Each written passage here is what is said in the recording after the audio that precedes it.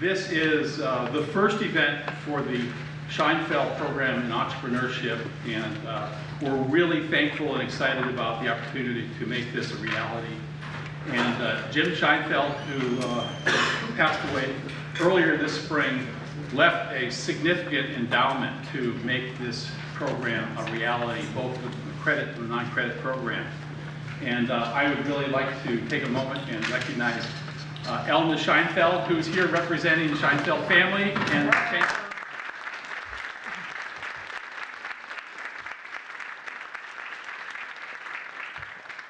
It's really wonderful what they have done for this program, because it's a significant endowment which will fund this program really certainly for many, many years to come. So we're really appreciative of that. Thank you. I want to turn it over to Diane Hollins, who is one of the co-directors for the Entrepreneurship Center, real quickly, and she's going to make a couple of announcements. Welcome. We're thrilled to see everybody here. I just want to tell you briefly a little bit about how the program runs across non-credit and credit divisions. You all hopefully got one of these nice brochures on your way in, which describes the Scheinfeld program for entrepreneurship and innovation. And inside of it is a little card that will change periodically that tells the non-credit offerings in the program. So we have non-credit classes in entrepreneurship and credit classes in entrepreneurship, and we have one-on-one individual business consultation that's provided by the Small Business Development Center Network. And that was really Mr. Scheinfeld's vision, was to have a very cohesive program to start up entrepreneurs in our community. Different target audiences a little bit. With the credit program, we're going to learn tonight about going across the curriculum, learning about many different disciplines, being exposed to entrepreneurship and how that works. And then in the non-credit side, we get folks from the community who come into our classes over there to learn about starting their own business, who may or may not be interested in credit. We try to drive them that way, and we'll hear more about that tonight.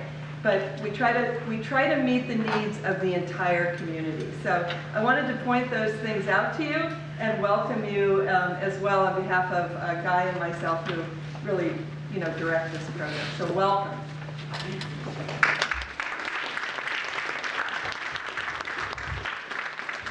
Introduced from the credit side of the entrepreneurship program, Bonnie Chavez, who is the head of the business program. He's going to say a few words.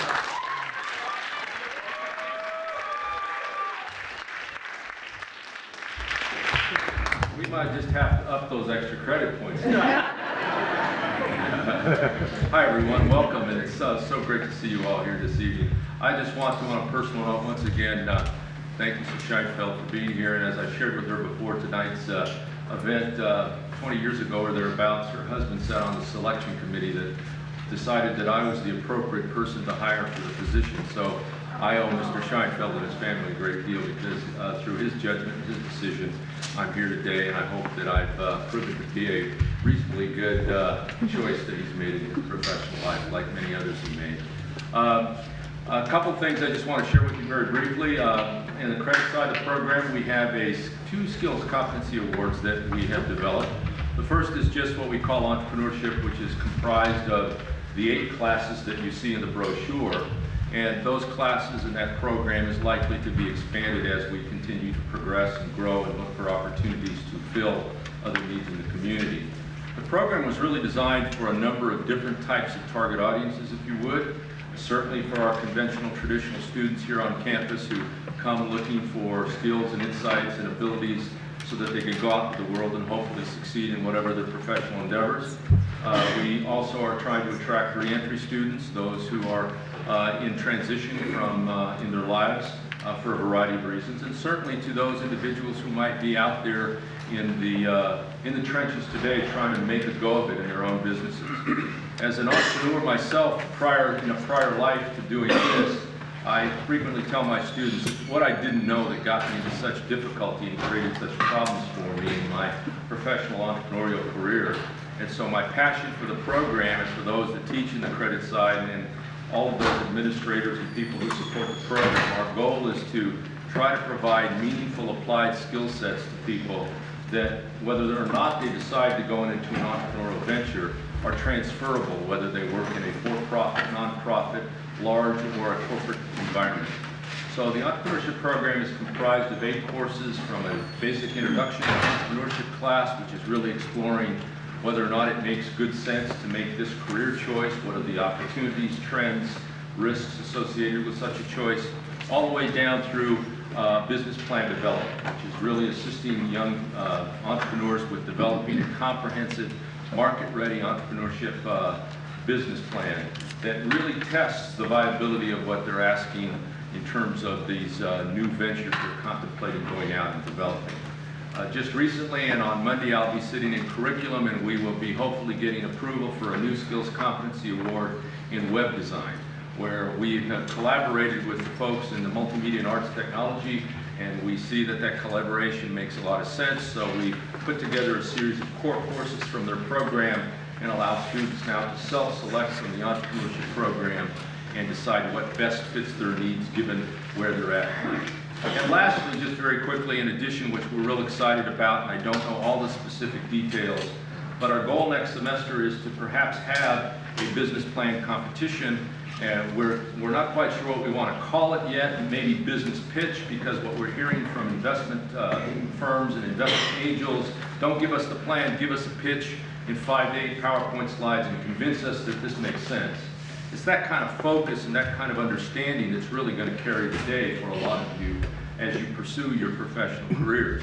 And the goal, thanks to the generosity of the Scheinfeld family, is to provide a scholarship or a financial incentive for those individuals who complete this competition, where we have people from the community, like my good friend maybe Eldon Edwards, who's got tremendous business insights and skills and experience, to come in and give you this hard look and judge these plans and give you feedback that hopefully will assist you in the development of these new ideas. I frequently tell my students on the first day of class, in reality in life, you may have 1 or 2 choices when you're finished with college. You may go to work for somebody else, or you may go to work for yourself. And what I challenge them to think about is, what's the possibility of creating something on your own, building something from the ground up, taking pride in that vision and ownership, and being something greater than you ever envisioned, and at the same time giving something back to your community, to your family, and to society at large. So my hope is that this program will meet your needs. We're thrilled and delighted that you're here this afternoon, and I'm looking forward to these 2 young women's presentation, and I hope I'll learn as much as you will. Thank you very much.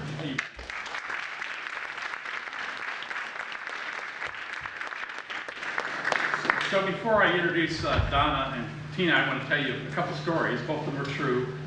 And it's a then and now story, and it's a story, 2 stories which really exemplify what this country was about and what it is becoming.